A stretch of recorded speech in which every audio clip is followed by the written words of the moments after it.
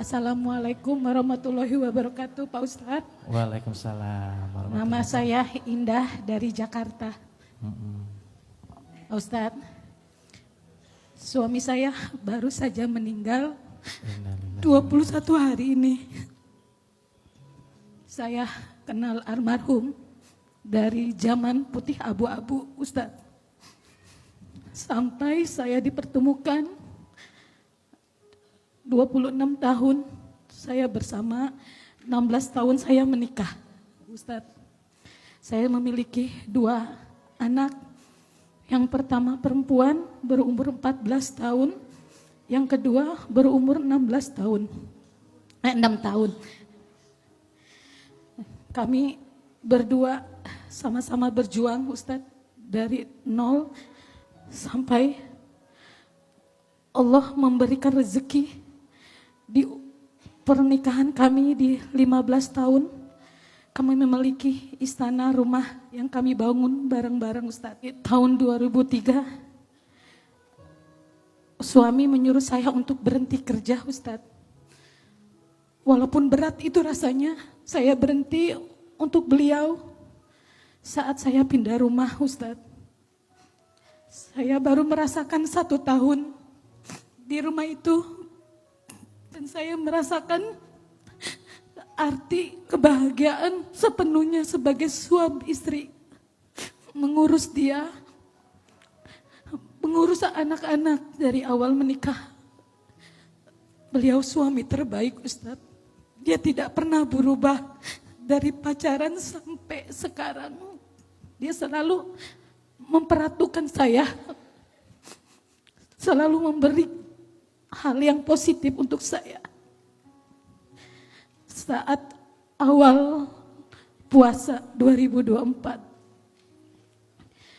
suami saya diberi sakit, Ustadz.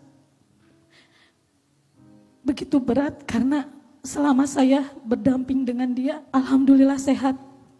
Tidak pernah masuk rumah sakit, Ustadz. Awal puasa beliau demam dan dia didiagnosa demam berdarah, Ustadz. Saya diberi waktu untuk 1 bulan saja, Ustadz, mengurus suami saya. Berat rasanya, Ustadz, karena saya tidak pernah mengalami ini semua.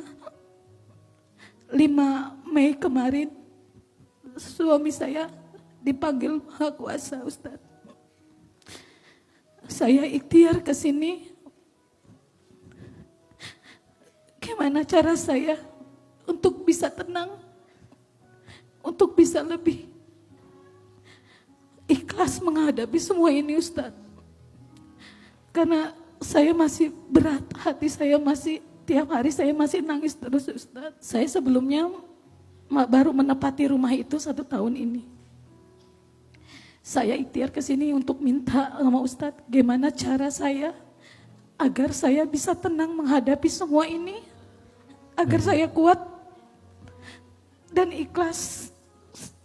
Baik. Terima kasih. Makasih banyak Mama untuk sharingnya. Ibu, saya dan kita semua turut berduka dengan wafatnya suami ibu, betul? Saya doakan mudah-mudahan suami Allah lapangkan alam kuburnya. Allah terima iman Islamnya. Allah ampuni dosa-dosanya. Dan Allah menjadikan kuburannya raudhah min riyadil jannah.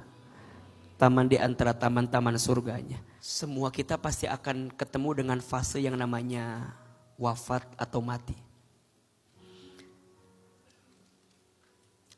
Waktu saya ditinggal oleh ibu saya dibisikin sama guru saya. Kata guru saya gini, Hilman, kamu tidak berpisah dengan ibumu.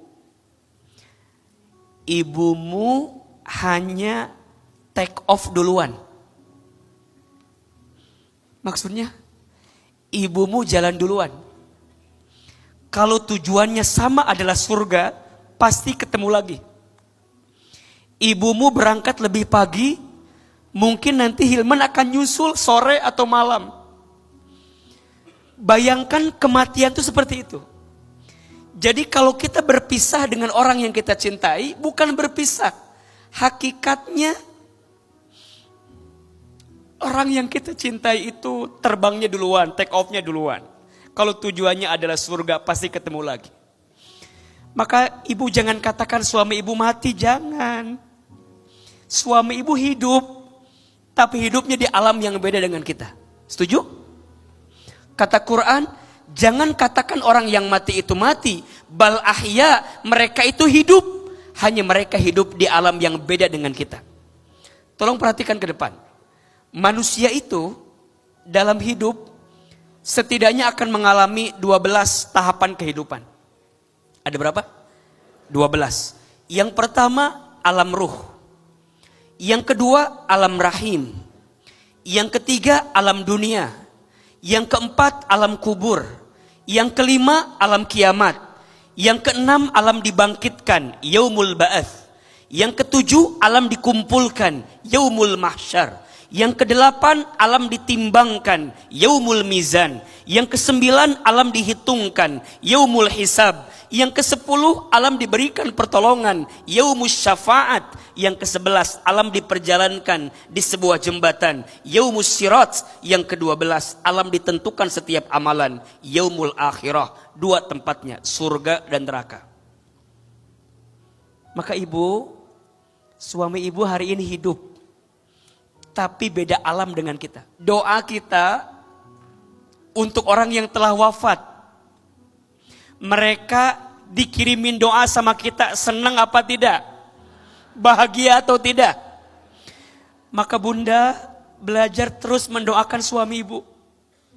Sungguh seseorang yang telah wafat di alam kubur sangat bahagia ketika ada kiriman doa dari orang yang masih hidup. Dan ingat, kalau tujuannya adalah surga, pasti ibu ketemu lagi nanti dengan suami ibu di surganya Allah Subhanahu wa taala. Amin, amin, amin, amin, amin. Suami ibu memang sudah tidak bisa lagi berdoa, tapi ibu masih bisa berdoa dan beramal. Ikhlas itu mudah diucapkan, tapi sulit dilakukan. Dan memang butuh prosesnya. Kalau ibu nanya, gimana caranya biar bisa ikhlas?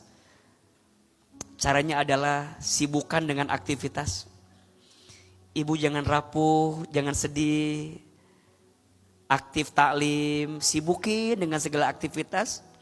Sampai nanti kita pun giliran dipanggil oleh Allah Subhanahu wa taala. Dan semoga kelak surga menjadi tempat rumah ibu bersama dengan suami. Amin, amin, amin, amin. Memang di dunia baru sebulan, baru setahun tadi. Setahun, nak. Baru setahun menempati rumah itu dengan suami. Tapi percayalah, kalau ibu jadi istri yang baik, jadi ibu yang baik, jaga anak-anak, jadiin anak-anak soleh, solehah. Percayalah anak-anak ibu itu nantinya akan mengangkat derajat ibu bersama dengan suami. Amin, amin, amin. Di surganya Allah Subhanahu wa taala. Sekali lagi berikan tepuk tangan buat ibunya. Mudah-mudahan tegar dan tetap kuat dengan segala keadaan. Semangat ya bunda, tetap semangat, sibukkan diri gitu ya, jangan rapuh di rumah.